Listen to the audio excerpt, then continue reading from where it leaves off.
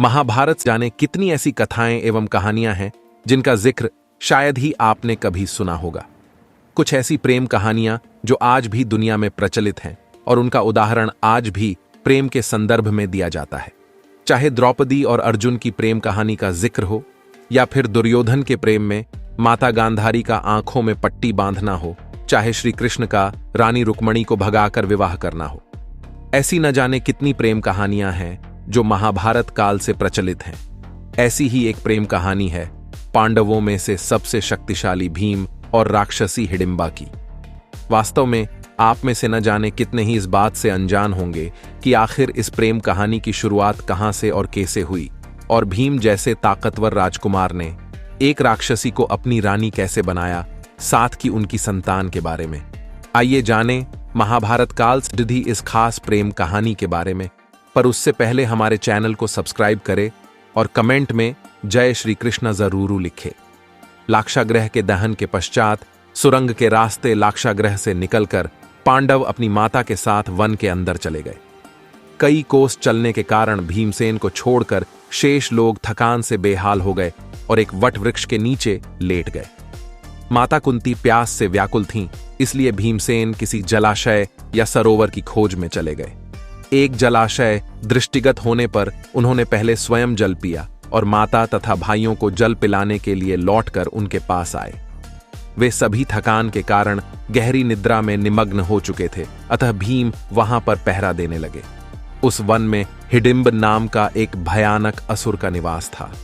मानवों का गंध मिलने पर उसने पांडवों को पकड़ लाने के लिए अपनी बहन हिडिंबा को भेजा ताकि वह उन्हें अपना आहार बनाकर अपनी क्षुधा पूर्ति कर सके।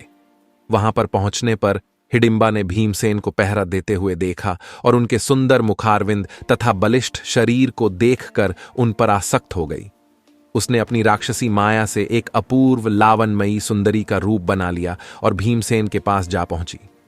भीमसेन ने उससे पूछा, हे सुंदरी, तुम कौन हो और रात्रि में इस भयानक वन में अकेली क्यों घूम रही हो? भीम के प्रश्न के उत्तर में हिडिंबा ने कहा, हे नरश्रेष्ठ, मैं हिडिंबा नाम की राक्षसी हूं। मेरे भाई ने मुझे आप लोगों को पकड़कर लाने के लिए भेजा है, किंतु मेरा हृदय आप पर आसक्त हो गया है तथा मैं आपको अपने पति के रूप में प्राप्त करना चाहती हूं। मेरा भाई हिडिंब बहुत दुष्ट और क्रूर है, किंतु मैं इतना सामर्थ्य रखती हूं कि आपको उसके चंगुल से बचाकर सुरक्षित स्थान तक पहुंचा सकूं। इधर अपनी बहन को लौटकर आने में विलंब होता देखकर हिडिंब उस स्थान में जा पहुंचा जहां पर हिडिंबा भीमसेन से वार्तालाप कर रही थी।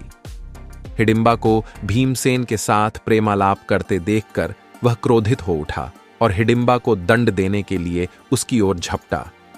ये देखकर भीम ने उसे रोकते हुए कहा, रे दुष्ट राक्षस, तुझे स्त्री पर हाथ उठाते लज्जा नहीं आती? यदि तू इतना ही वीर और पराक्रमी है तो मुझसे युद्ध कर। इतना कहकर भीमसेन ताल ठोंककर उसके साथ मल्ल युद्ध करने लगे। कुंती तथा अन्य पांडव की भी नींद खुल गई। वहां पर भीम को एक राक्षस के साथ युद्ध करते तथा एक रूपवती कन्या को खड़ी देखकर कुंती ने पूछा, पुत्री, तुम कौन हो? हिडिंबा ने सारी बातें उन्हें बता दी। अर्जुन ने हिडिंब को मारने के लिए अपना धनुष उठा लिया, किंतु भीम ने उन्हें बाण छोड़ने से मना करते हुए कहा, अनुज, तुम बाण मत छोड़ो, ये मेरा शिकार है और मेरे ही हाथों मरेगा। इतना कहकर भीम ने हिडिंब को दोनों हाथों से पकड़कर उठा लिया और उसे हवा में अनेक बार घुमाकर इतनी तीव्रता के साथ भूमि पर पटका कि उसके प्राण पखेरु उड़ गए। हिडिंब के मरने पर वे लोग वहां से प्रस्थान की तैयारी करने लगे। इस पर हिडिंबा ने कुंती के चरणों में गिरकर प्रार्थना करने लगी, हे माता, मैंने आपके पुत्र भीम को अपने पति के रूप में स्वीकार कर लिया है। आप लोग मुझे कृपा करके स्वीकार कर लीजिए। यदि आप लोगों ने मुझे स्वीकार नहीं किया तो मैं इसी क्षण अपने प्राणों का त्याग कर दूंगी।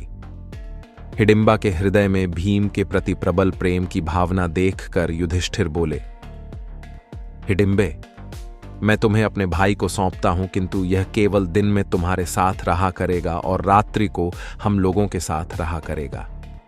हिडिंबा इसके लिए तैयार हो गई और भीमसेन के साथ आनंदपूर्वक जीवन व्यतीत करने लगी। 1 वर्ष व्यतीत होने पर हिडिंबा का पुत्र उत्पन्न हुआ।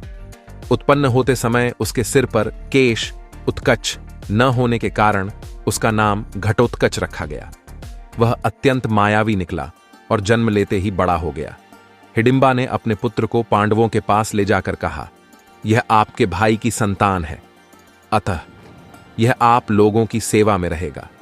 इतना कहकर हिडिंबा वहां से चली गई। घटोत्कच श्रद्धा से पांडवों तथा माता कुंती के चरणों में प्रणाम करके बोला, अब मुझे मेरे योग्य सेवा बताएं। उसकी बात सुनकर कुंती बोली, तू मेरे वंश का सबसे बड़ा पौत्र है, समय आने पर तुम्हारी सेवा अवश्य ली जाएगी। इस पर घटोत्कच ने कहा, आप लोग जब भी मुझे स्मरण करेंगे मैं आप लोगों की सेवा में उपस्थित हो जाऊंगा।